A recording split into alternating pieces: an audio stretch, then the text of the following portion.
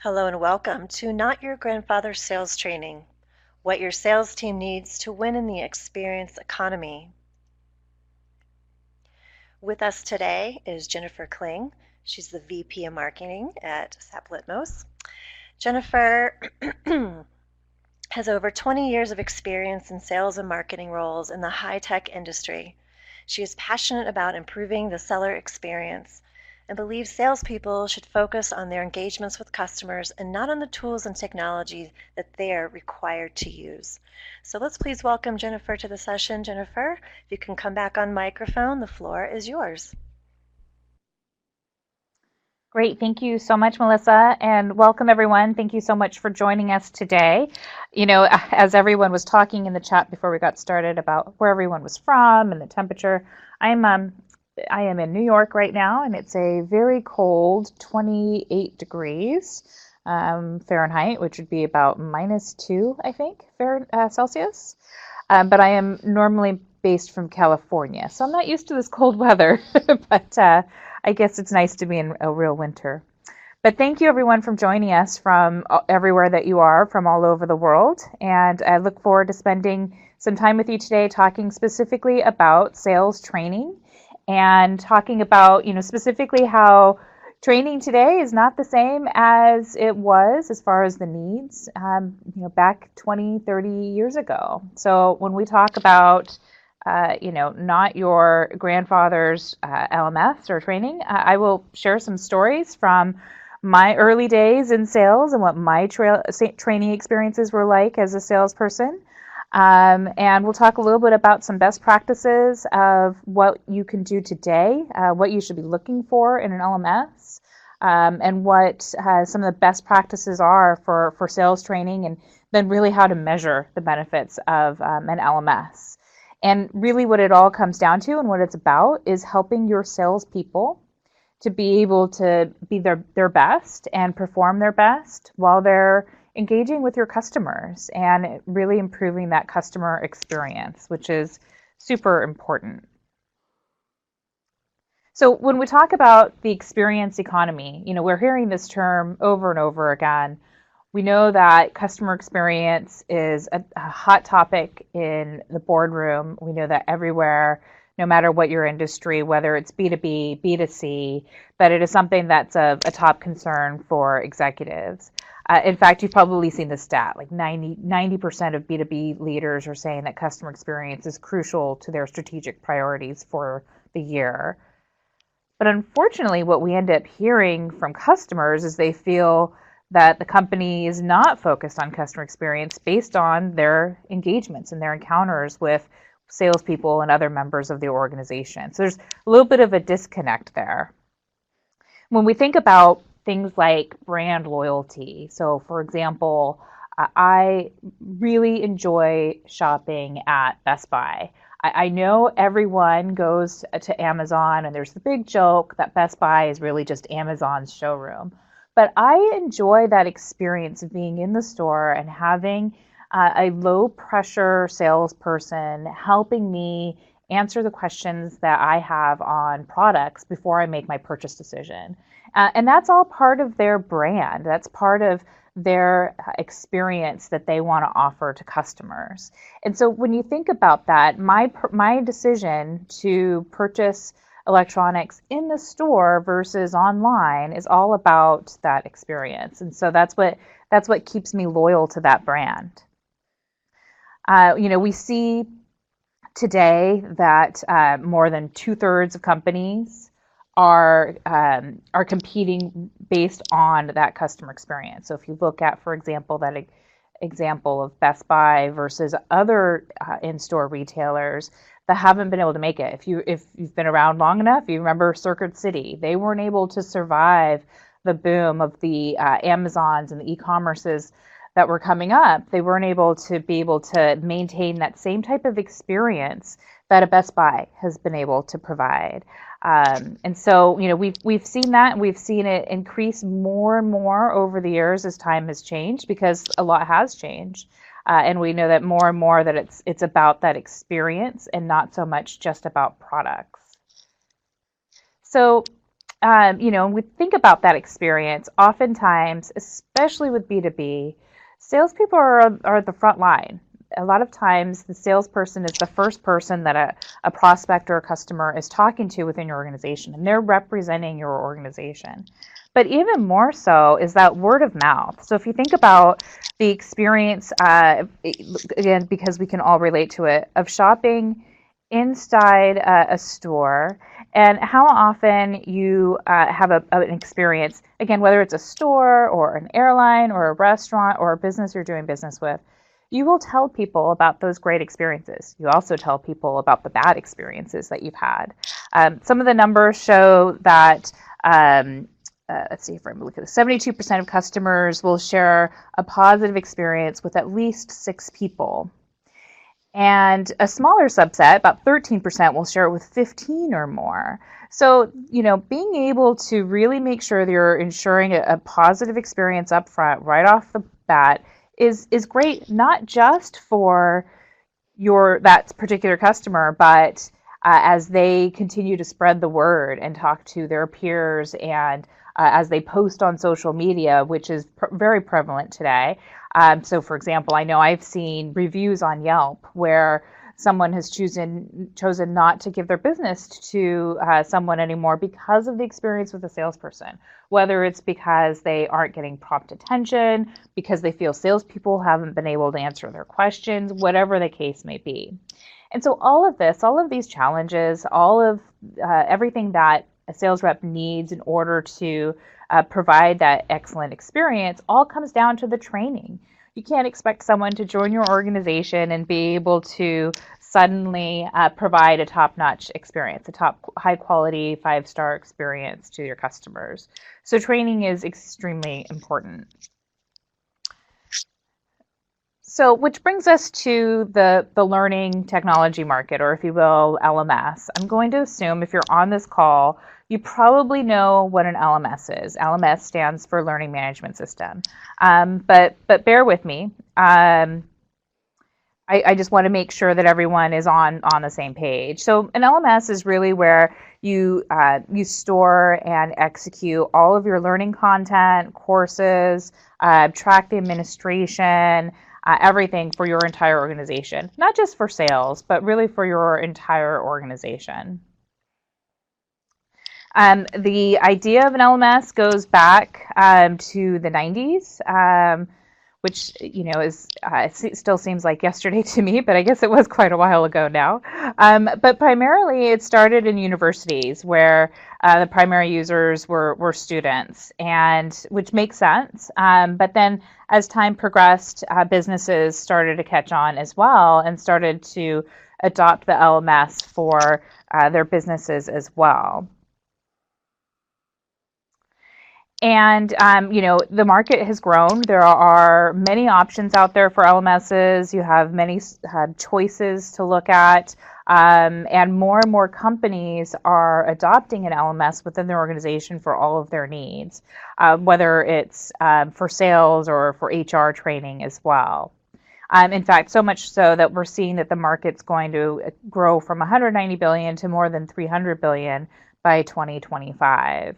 So at the end of the day, we're here to talk specifically about sales training and having a sales training program. And so what I'm going to talk to you about is next is about LMS and what to look for in an LMS, but then we'll also spend some time talking about best practices in person and through sales managers of how to make sure that your sales training is meeting the needs of your sales teams. So I am curious, and if you want to put a couple of comments in the chat, I'm very curious how many of you are already using an LMS, and if you're not using an LMS, then that's fine too. But I'm just curious to kind of get a sense of how many people are. Great. And if you're using it for sales training, or if you're using primarily for HR. Great. Some people are not, some people are not. So I am going to, and some people for sales training, some people say it's central, awesome. So what I want to make sure we cover, since we do have a broad range of people here, some people are using an LMS, some are not, I want to make sure that we talk about things that are going to be valuable to both audiences. So first, let's address the audience that are not using an LMS today. So 4 reasons why you need an LMS for training. So if we look at sales reps today, especially for some in businesses that are selling to other businesses, so in a business to business model, continuous training needs to be mobile. So often, sales reps are either going from one appointment to another appointment, or they're traveling across country for appointments. They need to be able to brush up on product training, say just before a meeting, or maybe they want to brush up on some soft skills like objection handling or negotiation. And they need to be able to do that at their speed, at their pace, when they're ready to do it. So whether that means doing it on the train, if they're in an Uber on their way to an appointment, or even if they're at home, not just from the office. So that mobility is super important in having it tied to mobile devices, because frankly, that's how sales reps are working today. Everything is done through their mobile device, whether it's a tablet or a smartphone. So mobility is super important for continuous training. And then also, you have to think about it's the more cost-effective approach. You've probably been in an organization where you've traveled to once a year for that sales training kickoff. Maybe when you have your new hire start, they're going to a boot camp. It's a very expensive way to train your sales reps. You think about, speaker fees, you think about all the airline tickets, the hotel costs, the expense reports, the time away from family. All of that is very expensive, and in some cases counts as lost time, because they're also not doing their day training as well for the people that you have in your organization that need to do the training. So if you're able to expand and do more of that training over an LMS, it becomes a far more cost-effective method versus a strictly in-person training. I know for myself, when I first started in sales, I had to go to a boot camp that was, I think, 2 weeks. It was out of town. And the retention value as well. I wasn't able to retain as much, and it wasn't long before I realized I didn't remember everything from that course that I had taken. And even if an organization does continue to do that type of training, boot camp or something once a year, having an LMS to be able to support an ongoing training for reinforcement is important as well. And really, because it's more convenient. It's more convenient for everyone. If you think about salespeople, especially, oftentimes they have a very flexible schedule and work environment. Maybe they cover an area where they're in a different time zone and they're having to take conference calls from home in the early morning or in the evenings.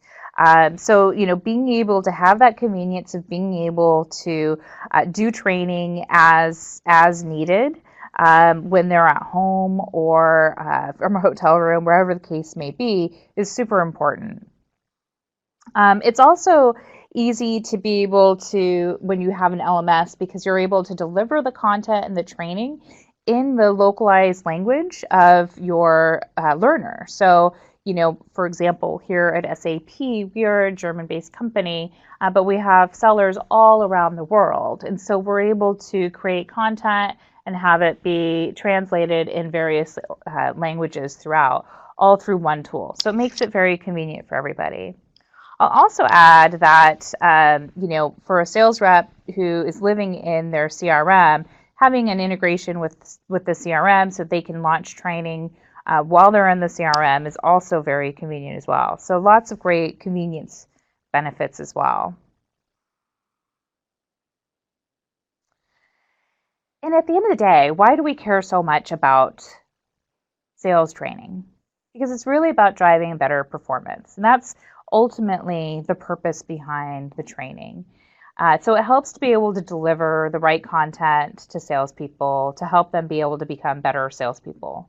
Whether it's helping make them experts on your products, but also on soft sales skills as well. So whether it's business acumen, objection handling, prospecting, negotiation, whatever the case may be, being able to deploy that type of training that can be taken on the fly from an LMS is critical to helping sales reps better, making them better salespeople. Can also be used to help with different training your sales reps on using different sales tools. So whether it's your quoting tool or your contracting tool or how to manage commissions, whatever your internal sales processes are, and helping a sales rep be able to learn those as well. All of that's going to help contribute towards making your salespeople more effective and improve their performance, which at the end of the day, when you have effective salespeople, that's going to mean that they're going to provide a better customer experience to your customers. And that's what it's all about. So let's talk a little bit. This is one slide. I fear this could be interpreted as a salesy slide, so I'm going to do my best to not. But there are some features that you should think about when you're looking at an LMS. So the first, we've already talked about this, is the mobility. Really important that your sales users are able to access training from anywhere, from any device, especially from their mobile device. I think that's almost a requirement for any application these days. The integration with your CRM, hopefully your sales reps are living in their CRM. Most likely they are, right? They log into it in the morning. That's how they're following up on leads. That's how they're updating their pipeline. It's how they're reaching out to contacts. So they need to be able to access their learning from the CRM as well, so they can brush up on products, whatever the case may be. Gamification is really important. Humans in general are competitive, but even more so for salespeople. Sales reps are naturally competitive, a very healthy competition that they have with their peers, whether it's who's at the top of the leaderboard for selling or who's achieving different rewards or badges from the courses they've taken. It's a great way to motivate sales reps to take their courses and earn points and rewards and badges. Similar concept to what you see from different gaming applications as well.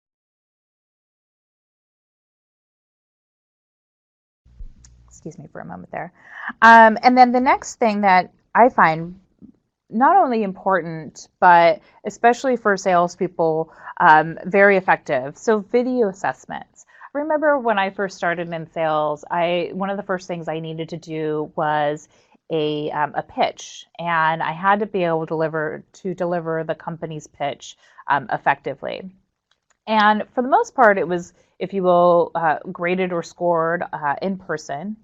But imagine being able to do that. It was a one-time thing. Imagine being able to do that on an ongoing basis and having sales reps upload their video assessment. So let's say, for example, if it is a pitch, and being able to upload that to the LMS and then have the scoring take place from either a team or from managers, and then be able to provide coaching back to that sales rep. So video assessment, very important, especially for a sales training program.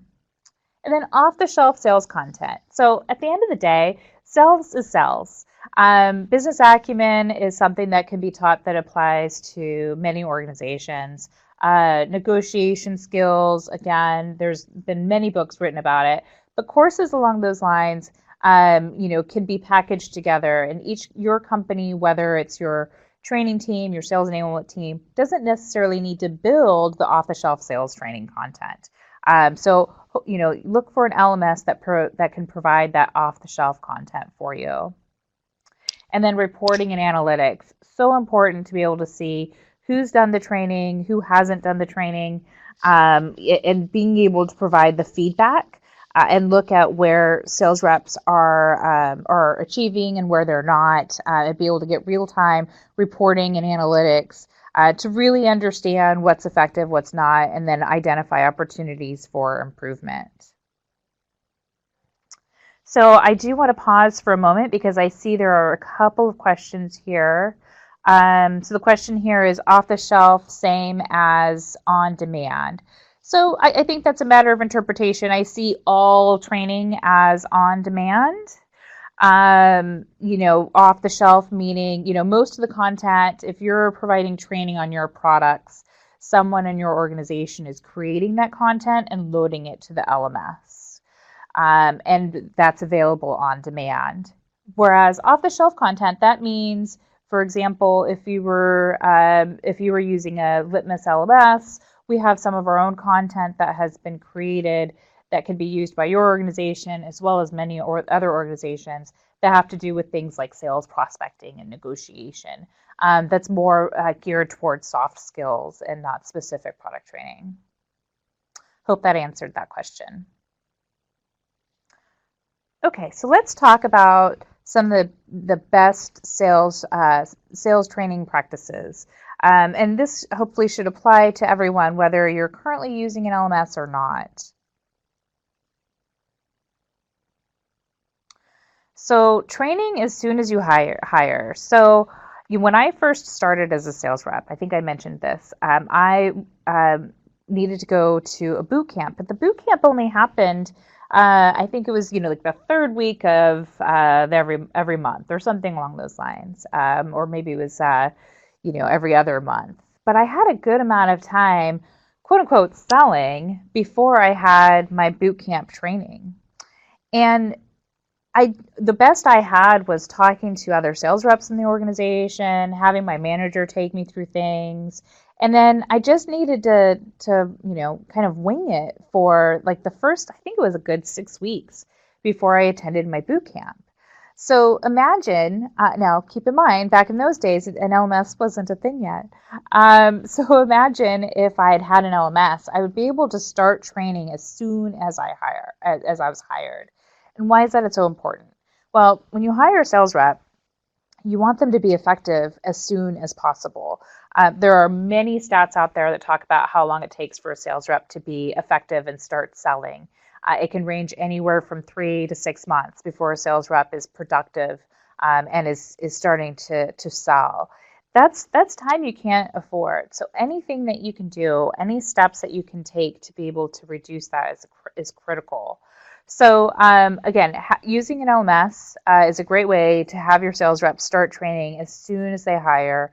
Really accelerate their onboarding process. It should be part of, if you don't already, I suggest having a very strong onboarding program that is not just training within your LMS, but looking at all the different people they need to talk to in an organization, all the different tools they need to learn how to use, the different programs they need to make sure they have access to, and then also the LMS courses, which is a great way to be able to guide the sales rep as they start in your organization to be able to improve their onboarding time. And really, when you look and you have a very solid onboarding program, you can make your sales reps more effective and have them selling sooner and by as much as 11.5%. So super important to look at that from day one. It's also important to look at when you're talking about continuous training and you talk about reinforcement training. It's important to understand that your team is diverse. So if you manage a sales team, for example, you might look at your team and you know right away who your top sales rep is, you know who's struggling, you know who's new. Sales training is not one size fits all. You can't necessarily create a training program and have all of those sales reps on the exact same program. So it needs to be be adaptable to your sales reps and your sales reps' needs. You want to make sure you have a wide variety of modules. A sales rep who's been with your organization for a long time might need to be trained more on updated product features that they're not familiar with, or maybe new systems that have joined your organization. Um, a sales rep who is struggling might need more on, depending on their needs, they might need more on soft skills. So you need to make sure that you have a different program for all of your reps and a diverse course background, course layout for all of the different types of reps that you have on your sales teams. And so hand in hand with that is that coaching approach. So understanding who your sales reps are that are struggling, understanding who's the most effective. When we talk about coaching, this is first and foremost is the job of the sales manager with the sales rep. So there's a two-hand approach here. So sales managers should be sitting with the sales reps, understanding, why they're struggling, asking the questions what they think they need more, observing them when they're working with customers, whether it's in person or over the phone, and coaching the rep on where they need to improve and providing a correct course schedule for them that's going to help them improve. And then along with that, the sales manager should be able to look at the courses that the sales reps are taking and provide additional coaching along with that. So for example, when a sales rep has done a video assessment, for example, that is a prime opportunity for that sales manager to be able to provide coaching, nearly on the spot once that assessment has been submitted, and trying to make it really as close to as in the moment as possible. It's really important. If we look at the savings of being able to improve the performance of a struggling sales rep versus hiring a new sales rep and bringing them up to speed, it's much more effective to be able to improve the performance of those struggling sales reps through coaching, along with the training. And those soft skills are really important. So many times, if you look and you read a review on G2 Crowd or Gartner Peer Insights, on Yelp, you'll oftentimes hear that, as we said before, that the experience is what impacted the customer's willingness to buy again. And a lot of that has to do not just from product knowledge and helpfulness, but from the soft skills. Were they getting the attention they needed? Was the first contact a quality contact? Are they responsive? And so much of that is soft skills, business acumen, prospecting, understanding the buying journey. All of that is just as important as product knowledge. We can't always rely on the fact that salespeople are people and are naturally going to get along. Sometimes they need some of that soft skills like listening and communication and phone etiquette. So it's super important to be able to guide sales reps through that when developing your training program. Sometimes I think we have a tendency to focus so much on just the product training or our processes when building training programs. So don't forget those soft skills as well. So we talked about this a little bit. Gamification is so important. Having points, badges, rewards, even if it is just a leaderboard, building a little bit of that healthy competition amongst your teams really helps in getting reps to participate in the training and not necessarily have to, be forced into it, right? Makes the sales reps want to do it because they want to see their name at the top of the leaderboard. They want to see that they're doing better than their peers. So it's super important to incorporate that into your training program as well. And number 6, we know that sales is ABC. We use this acronym in sales all the time. Always be closing. Or you could say, always be continuously learning. Please allow me to have my corny acronym. So, continuous learning is so important. It's important that training is not a one-time event. It needs to be ongoing. It should be about reinforcing what you've trained your sales reps on to begin with, whether, again, if it's product, or sales skills. It's not once a year or once a week, but it's an ongoing process. If it's I once read an article that talked about how people in general will sit and they'll watch 8 to 10 short video clips at a time. So for example, on social media, they might go through and they'll watch a video clip. If they see a video that's going to be 15 minutes, they're going to skip it, right? And you can probably relate to this. You're going to skip that 15-minute video. But when you come across a 5-minute video, you'll watch it, and then you'll watch another one, and then you'll watch another one. Before you know it, you've spent an hour watching all of these different 5-minute videos.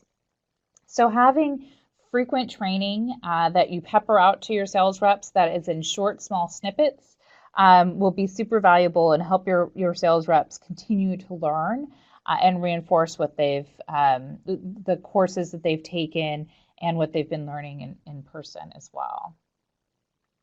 Okay, so those are some of our best practices. So once you've done that, how do you measure the success? So here's some tips for measuring success. So knowing your baseline. So before you can start measuring the success of your training program, know how your sales rep is performing. Before anything, you need to know what their sales performance is, so that once you've launched your training program and you're able to look back in a month or 3 months, you're able to look and see if there's been an improvement to your sales numbers. And really, at the end of the day, that's what it's most important, right? So looking at not just the revenue, but the number of deals closed, maybe even looking at some customer satisfaction scores, if your sales reps are responding to leads quicker, if they're getting quotes out faster, whatever the case may be, try and find all of those different measurable actions and activities that your sales reps are doing, not just revenue and deals closed, so that you can start to measure the success. And then from there, decide what success will look like. So how much do you want to improve by? Set goals based on 3 months out, 6 months out, year over year, and determine what the specific thing is that you're wanting to improve, whether it's the number of calls sales reps are making, if it's revenue, number of deals, whatever the case may be, and set those goals and track when you're hitting them. And then setting your expectations for your training. So again, you're wanting to make sure that you're achieving those specific targets, and you want to make sure that has been communicated, right? So your team needs to understand that this training is being kicked off because you're wanting to achieve specific goals, and communicating that to your sales team, to your leadership, and having that expectation set for everyone, which can tie into your gamification and how you motivate everyone to participate when goals are being achieved. And when we talk about finding out how much you remember, some of this can be anecdotal, and you can think back to how well it seemed your reps were retaining information. But otherwise, you can track based on their training and align to their comprehension level, measuring just anecdotally how well they seem to be able to answer questions than they were before, responding to customers. Some of that can be anecdotal, but that continuous training comes into play to help with your sales reps retention. And then finally, tips for measuring results. So monitoring and analyzing the data. So, choosing your different key performance indicators, your KPIs, like whether it's number of deals closed or calls before the program is critical, and then tracking that as you go, right? Having all of that set up, as well as tracking the adoption of your LMS and looking at the dashboards of what courses sales reps have taken, which ones they haven't, and also using it to monitor whether or not your courses are are set up, maybe too hard. If you're consistently seeing where no one is passing a course, or sales reps are, everyone seems to be passing it off that first try, maybe the courses are too easy. So you're looking at the data for that as well, not just for results, but the effectiveness of your training as well. So that brings me to the end here of my content. So I am happy to open it up to questions. If you would like to enter questions in the question box, which I believe is to the right, I am going to scroll through here on the chat to see if I missed any questions.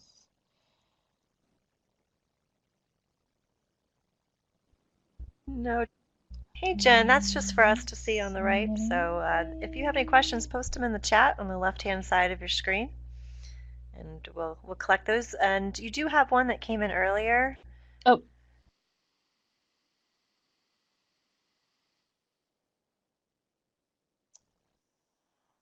So, I think it depends on what you're looking for. So, for example, within the Litmus LMS, you have customizable dashboards as far as the analytics that you can get on the courses, and what your employees have taken and what they haven't. I think it probably all. So when you say X API content, I'm not sure if you mean just any API, or if that's something specific. So I apologize if I don't have that, but an LMS should be able to provide you with the analytics that you need that are pertinent. But they should also be customizable to your needs as well. I'm not sure if I answered your question well enough, Mark. If not, we can follow up.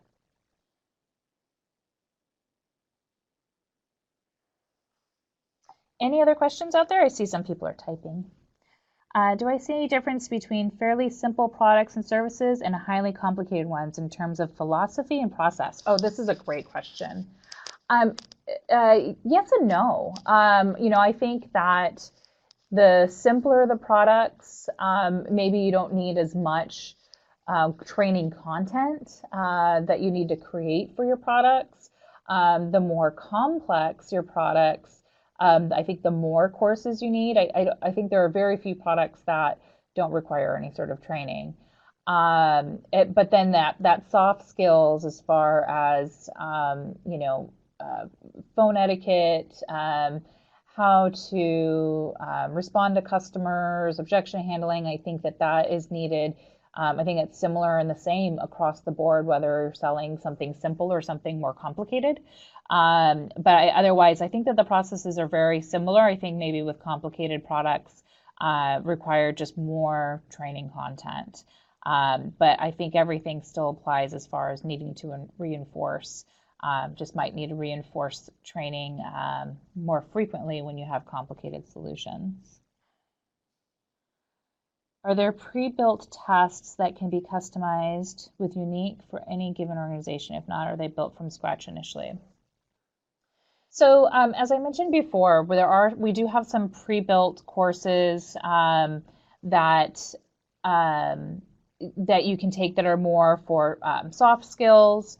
We also have courses for HR, so compliance for HR purposes. So for example, data privacy courses and sexual harassment awareness courses, things like that are more standard across the board. But when it comes to, and then also for sales skills, but when it comes to like your product training, that's something that would need to be built. We have a roundtable discussion about every 6 months. We have a low turnover rate, so we'll only hire about 6 reps in 6 months. Do you have any recommendations on key questions to ask? Really about training program. Oh, okay, no, this is great. 3 things you would suggest to improve the program. What tools need more attention? What are your overall thoughts or opinions about the program and skill? Those are fantastic questions, Ashley, that you have. And I love the idea of having of getting feedback from sales reps on the training. I think asking what else they would like to see added. I think sometimes we think we know what sales reps need, but asking the sales reps what they need is important too. Because I think sometimes you'll be surprised to hear, that they're wanting more training about a specific feature, or they're wanting more training about how to handle a situation. Sometimes I don't know if your roundtables. It sounds like your roundtables are in person. So sometimes sales reps might not be willing to answer that in front of their peers. So having some mechanism in place where they're able to provide that feedback of what else they would like added to the training program, I think is probably the only thing I would add. I think that that's a great list of questions that you have.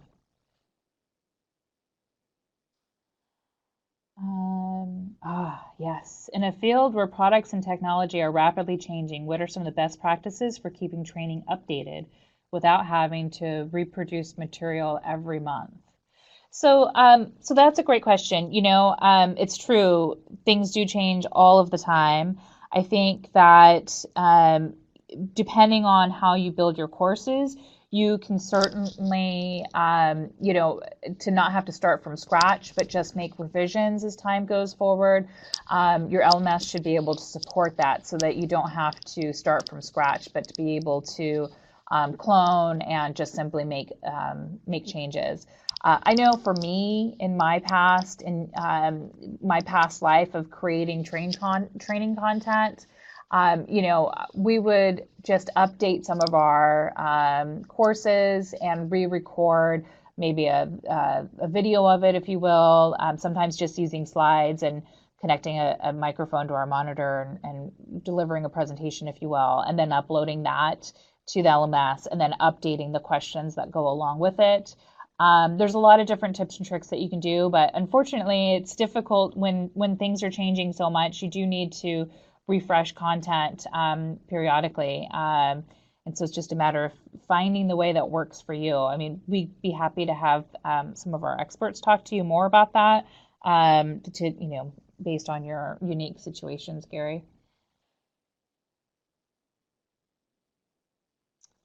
Any other questions? Ashley, I'm glad that was helpful. You're welcome, Gary.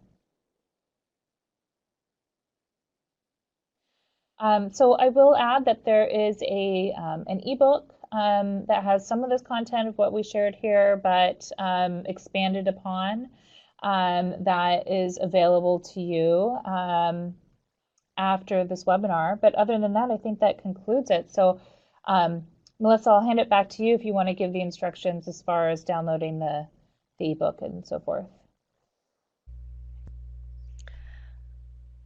Great. Thanks, Jennifer. Thanks for a fantastic presentation, and to all of you for joining us live. Listen, here's some contact information if you'd like to reach out directly or learn more. That's provided on the screen now.